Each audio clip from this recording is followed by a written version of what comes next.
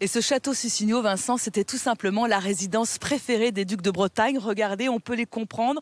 Comme il est beau, ce château, il a été bâti au XIIIe siècle dans un domaine très stratégique, ici à Sarzeau. On en parle justement avec Céline. Bonjour Céline. Bonjour Elena. Je parle d'un domaine stratégique. Quelles étaient au Moyen-Âge les richesses de ce domaine ? Alors on est sur la presqu'île de Ruise. Au Moyen-Âge, on avait beaucoup de forêts, d'étangs, de marais salants. On est juste à proximité de l'océan. Et les ducs de Bretagne vont en faire un domaine agricole très important.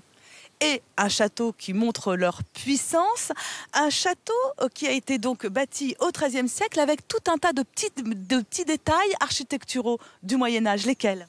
Alors, on a différents éléments construits entre le XIIIe et XVe siècle. On a des tours, on a des remparts, on a au niveau des remparts des chemins de ronde munis de mâchicoulis. Au niveau des tours, on a des meurtrières. On a aussi on avait deux grandes entrées pour entrer dans le château avec des ponts-levis. Et voilà, on est dans un château imposant qui est vraiment une vitrine militaire des ducs de Bretagne. Pour autant, c'est davantage un château de résidence qu'un château de défense avec plusieurs corps de logis. Certains permettent de rejoindre les autres. C'est quoi cette histoire ? Alors, on a plusieurs corps de logis, on a 4 corps de logis et on a dans le bâtiment principal, communément appelé le logis Est, on a du coup un étage pour chacun, pour le duc et la duchesse. Et dans leurs appartements, dans leurs chambres, on a un petit escalier qu'on appelle un escalier de courtoisie qui permettait au duc d'aller dans la chambre de la duchesse en toute discrétion. Et on les comprend. Au XVIe siècle, ce château tombe dans le domaine royal. Que se passe-t-il alors ? Alors à ce moment-là, le domaine est encore viable. On a des grands personnages comme Henri IV, Catherine de Médicis, Diane de Poitiers qui vont continuer à venir développer les lieux. Malheureusement, au moment de la Révolution française, ce château va tomber dans l'oubli, il va être abandonné. Les pierres vont être récupérées pour construire les maisons du village. Aujourd'hui, c'est un château bien vivant qui accueille quelques 120 000 visiteurs chaque année. Eh bien, en fait, ce château de Sisigno est un vrai trésor à lui tout seul.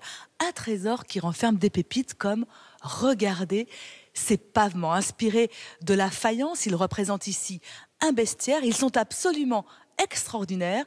Ils ont été trouvés par hasard ici en 1975. Céline, à quelle occasion a-t-on découvert ces merveilles ? Alors ce pavement a été découvert lors du creusement des douves lors des restaurations. On a trouvé des carreaux de terre cuite et on est allé voir plus loin. On a retrouvé plus de 30 000 carreaux. Qui était à l'époque dans la chapelle qui est aujourd'hui en ruine. Moi, je suis très étonnée par la modernité de ces pavements et de leur technique de fabrication. Alors effectivement, on a différentes techniques. On a des carreaux de type angevin, des carreaux en gobe, des carreaux de proto-faïence, des carreaux de mosaïque. En fait, cet ensemble est particulier justement par rapport à toutes ces techniques et fait que c'est un exemple extraordinaire de ce qu'on pouvait faire au Moyen-Âge. Ça révèle en tous les cas comment on vivait au Moyen-Âge. On voit d'ailleurs que ce château est un exemple de modernité, de confort avec ses latrines, avec ses grandes fenêtres. Qu'est-ce qu'on a pu découvrir d'autre ici ? Alors avec les fouilles archéologiques, les fouilles du manoir, on a pu découvrir des objets, si vous voulez, de la vie quotidienne. On a retrouvé des instruments d'hygiène pour se nettoyer les oreilles, le nez, etc. On a trouvé des jeux de loisirs avec des dés, avec également des jetons en ardoise. On a retrouvé aussi beaucoup d'ossements d'animaux, de peaux, puisqu'on a retrouvé les cuisines à cet endroit-là. Donc ça nous permet d'en savoir un peu plus sur la vie quotidienne au château. Alors, j'ai remarqué par la fenêtre, justement, qu'il y a d'autres fouilles organisées. C'est absolument génial, à la fois pour les visiteurs et pour vous, parce qu'on ne visite jamais le même château.